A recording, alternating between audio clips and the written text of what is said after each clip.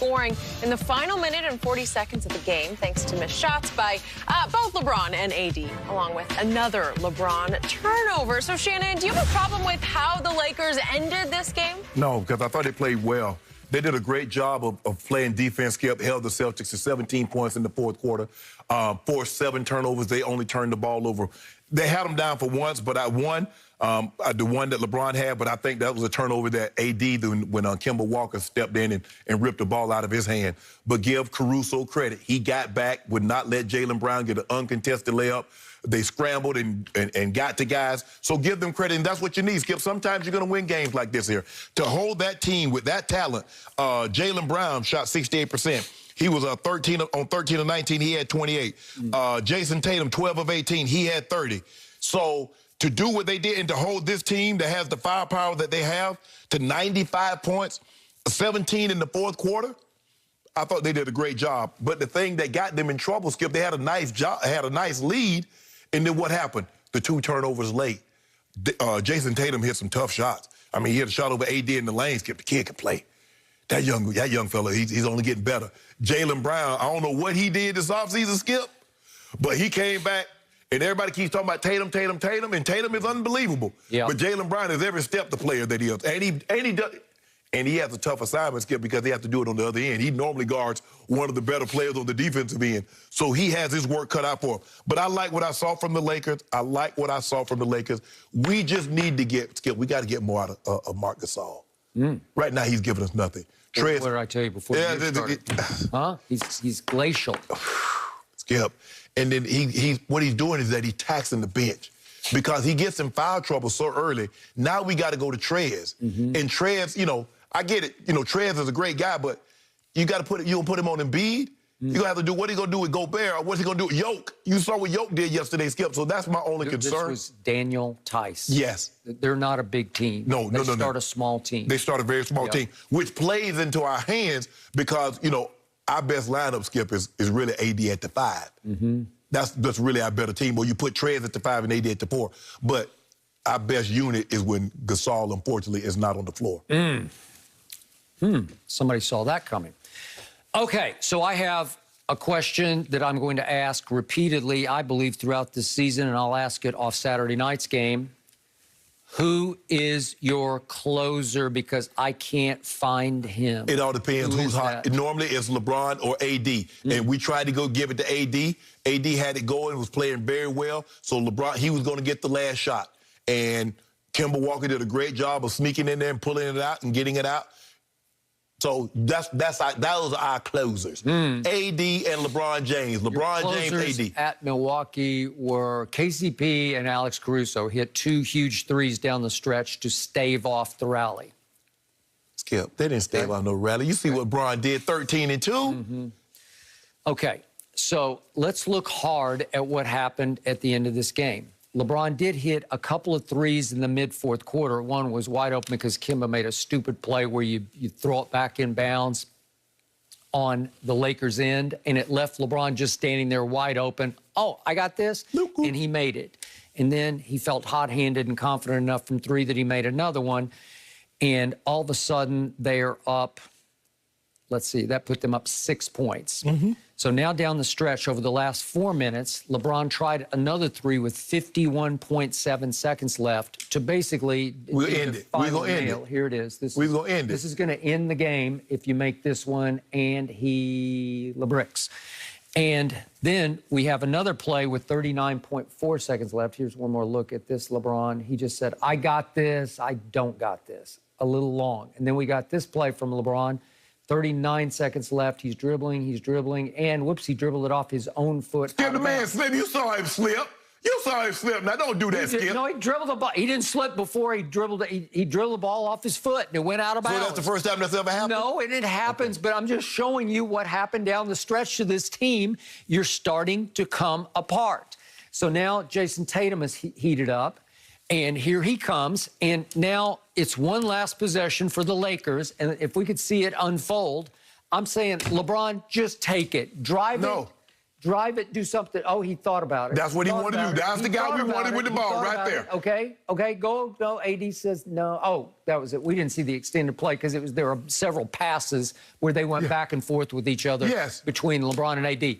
Hot potato. I got it. You got it. I got it. That's how you scramble. Okay. That's how you scramble to play defense. Now, had that been the Nets, that'd have been a layup on the other end. Woo-hoo, ball game, because we just saw it happen last night. Pick it up. Caruso made a hellacious defensive play to sprint back and stop the dunk. The Caruso. Okay? All right, the Caruso can really play defense. I'm going to give you that. Yes. But then you get Kemba, who gets his, his signature step back. Yep. And it's from like 15, 16 feet. And here's that last play. This is AD. He finally says, I'll try this. And he tries to dribble into the middle. And Kemba just takes it away from him, basically. And here comes Kemba. Nope, no layup there. And it swings to Kemba, who is at this point 1 for 11, and that made him 1 for 12. You were lucky he was so cold. And then Daniel Tice gets about as easy a putback as you can get. Huh? It wouldn't have counted. Yes, it would have. It would have counted. He thought it was a body foul. He thought he got shoved on as he started to shoot. There was no hand foul of this. We could see it one more time. Kemba. On any other night, Kemba makes this shot, but that made him 1 for 12, and Tice is up, and that's going to count. Let me ask you a question, Skip. So you wanted Jaylen Brown to shoot 68%, Jason Tatum to shoot 67%, and you wanted Kemba to what, shoot 60%? So you want 3 guys to shoot in the 60s. Well, I want Kemba to do better than 1 for 12. How many nights has he been 1 for 12 in his life? Well, I mean, look at LeBron was 7 of 17. Marc Gasol was 0 for. KCP was 0 for. Schroeder was 3 of 8. Can we get somebody to shoot better? Okay, so that final possession, LeBron and AD are going back and forth, back and forth.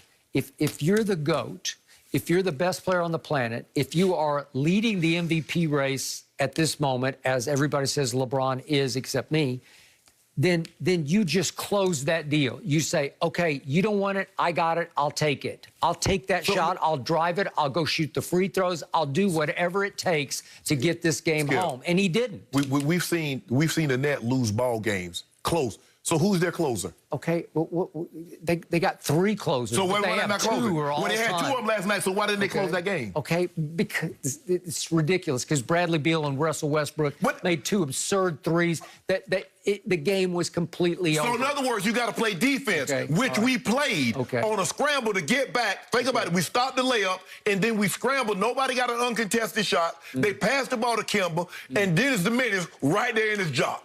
So now what? Now what?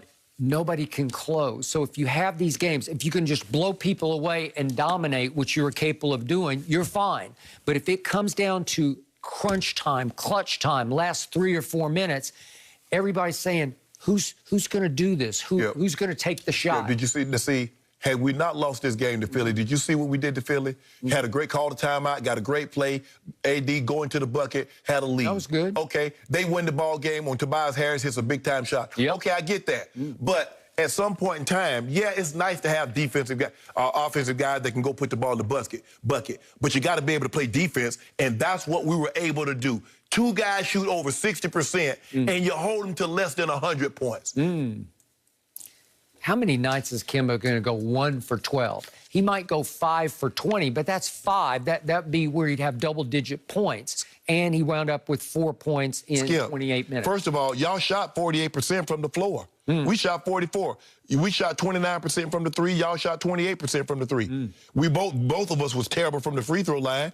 So what's the difference? We found a way to win because guess what? When your offense isn't clicking, can you lock in defensively? We didn't give you nothing cheap. You didn't get a layup. You didn't get a dunk. Everybody was scrambling, closing out. Nobody got an uncontested shot. Normally what happens when you scrambling around like that, somebody gets an uncontested shot. It didn't happen. So help me out with this. How is Kawhi Leonard now 91% from the free throw line after he made 11 of 11 yesterday at the Garden against the Knicks?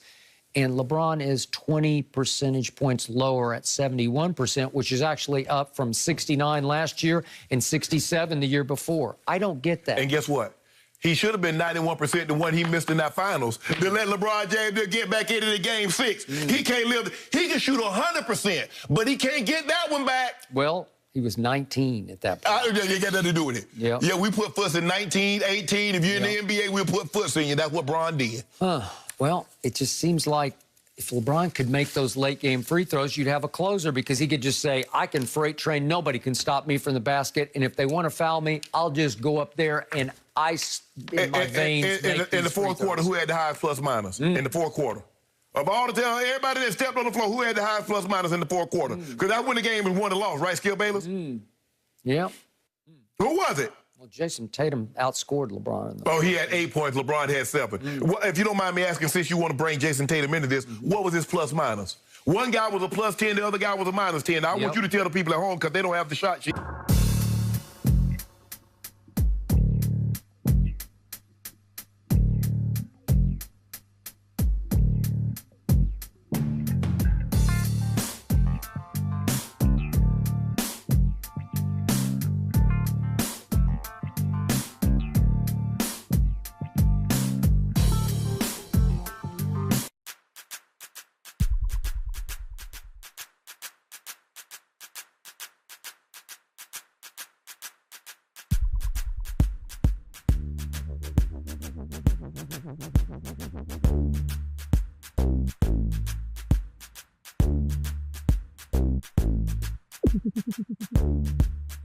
Skip, we got to get more out of Marc Gasol. Right now, he's giving us nothing. What did I tell you before you started? He's glacial. Skip.